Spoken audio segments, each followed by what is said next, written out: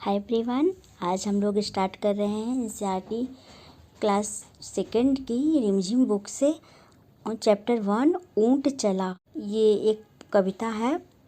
ऊंट चला भाई ऊंट चला, हिलता डुलता ऊंट चला, इतना ऊंचा ऊंट चला भाई ऊंट चला, ऊंची गर्दन ऊंची पीठ, पीठ उठाए ऊंट चला, बालू है तो ढोने दो, बोझ ऊंट को ढोने दो, नहीं फंसेगा बालू में भी ऊंट चला, जब थक कर बैठेगा ऊंट, किस करवट बैठेगा ऊंट, बता सकेगा कौन भला, ऊंट चला भाई ऊंट चला। ये एक पोयम है जिसमें कविता के माध्यम से हमें ऊंट के बारे में बताया गया है कि ऊंट कैसा होता है। ऊंट की गर्दन ऊंची होती है, पीठ ऊंची रहती है और वो क्या करता है, वो बोझ को ढोता है और वो बालों में भी तेज़ से चलता है, क्योंकि हम सभी को पता है कि ऊँट को रेगिस्तान का जहाज़ कहा जाता है। तो ऊँट रेतीली जगहों पे रेत में भी बहुत तेज़ी से चलता है, इसलिए इसमें कविता के माध्यम से ऊँट के बारे में बताया गया है। तो ये हमारी छोटी सी कविता है। इसके बाद हम लोग पढ़ते हैं चैप्टर 3 म्याऊं म्याऊं। ये भी एक कविता है। हम चैप्टर 2 में जितने भी दिए गए हैं कविता और स्टोरी दी गई है, इनको अलग अलग करके पढ़ लेते हैं। पहले जो पोएम्स दी गई हैं उसको पढ़ लेते हैं, उसके बाद हम जो स्टोरीज दी गई हैं उसको पढ़ेंगे। तो चलिए हम पहले पोएम ही देख लेते हैं। सोई सोई एक रात में सोई सोई रोई, एका एक बिलख कर रोई, रोती क्यों ना मुझे नाक की एक नोक पर काट गई थी चूहिया चूटी, चूहिया काट गई चूटी, एक चूहिया ने इसको काट लिया है। तो ये बता रही है, सचमुच बहुत डरी चूहिया से सच बहुत डरी मैं, घड़ी देखकर चूहिया को मैं लगी कांपने घड़ी घड़ी में। तो जब उसको चूहिया ने काट लिया है तो उस सोते हुए उसने चूहिया ने आकर उसको काट लिया, तो उसे डर है कि अगर मैं सो जाऊंगी तो फिर से मुझे चूहिया काट लेगी। सूझा तभी बहाना मुझको सूझा एक बहाना, जरा डराना चूहिया को भी जरा डराना, कैसे उसको भला डराऊं, धीरे से मैं बोली म्याऊं म्याऊं म्याऊं म्याऊं। तो कई बार उसने म्याऊं म्याऊं कहा। पहले तो उसको जब चूहिया ने काटा तो वो सोच रही थी किस तरह मैं इसको भगाऊं, क्योंकि ऐसे भागेगी नहीं, मैं सो जाऊंगी तो फिर आके मुझे काटेगी। तो उसके दिमाग में ये आया कि अगर बिल्ली से चूहिया बहुत डरती है तो उसको रहेगा कि यहाँ पे बिल्ली सो रही है, तो इसलिए वो मेरे पास नहीं आएगी। तो उसने म्याऊं म्याऊं की आवाज़ करके निकाला, जिससे चूहिया डर के भाग गई। प्यारी सी पोएम है, देखो चूहिया भाग रही है।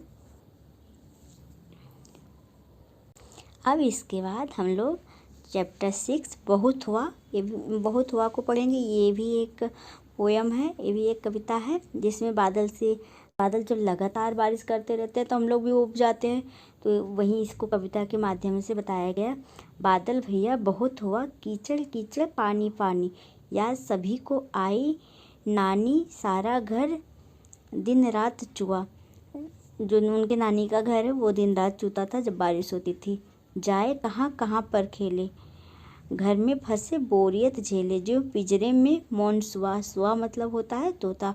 जैसे घर में इस तरह बंद है जैसे किसी पिंजरे में तोते को बंद कर दिया जाता है तो कहीं उड़ नहीं पाता और खेल नहीं पाता। वहीं इसमें भी है कि पानी चारों ओर अगर बरस रहा है तो कहाँ जाके कहाँ निकले कहाँ खेले, और घर में रह के बोर हो रहे हैं तो क्या क्या करते थे।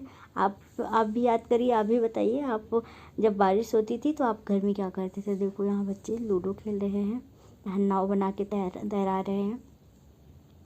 सूरज दादा धूप खिलाए, ताल नदी सड़कों से जाए, तुम भी भैया करो दुआ।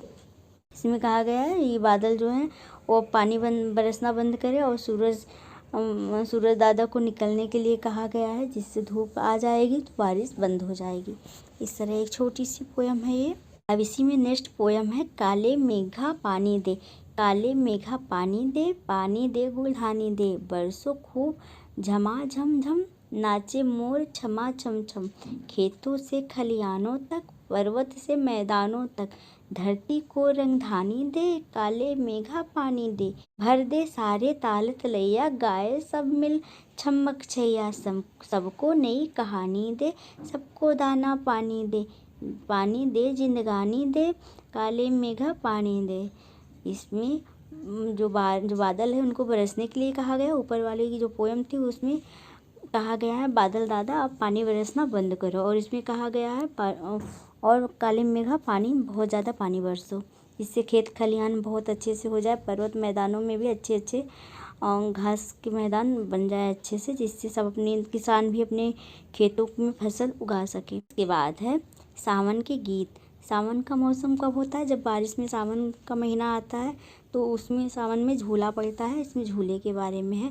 सावन का झूला इस बार इतना बड़ा डालना, जिसमें समा जाए संसार। उस डाली पर जो फैली है आसमान के पार, उस रस्सी का कोई न जिसका पारावार। जिसके पारावार मतलब जिसका कोई भी जो असीमित है, अनलिमिटेड है, जिसका कोई पार नहीं पाया जा सकता।